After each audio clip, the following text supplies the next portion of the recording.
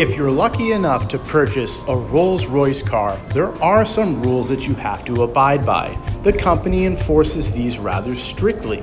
It does turn some customers off.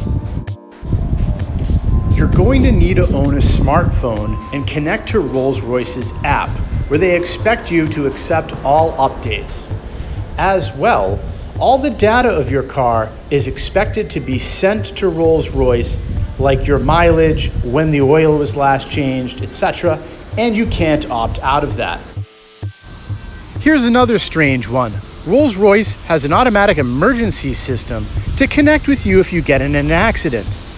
You are obligated to answer them back when they call you on that phone call. My question is, what happens if you're unconscious?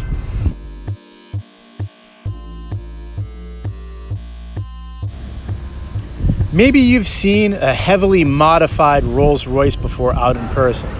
If you did, there's a good chance that was unauthorized. In fact, any changes you make to your Rolls-Royce, they want you to get it approved with them first. You can also expect to spend at least $3,900 on the annual maintenance for it. And just in general, any work that you need to have done on it, it has to be from their approved mechanics. Wow.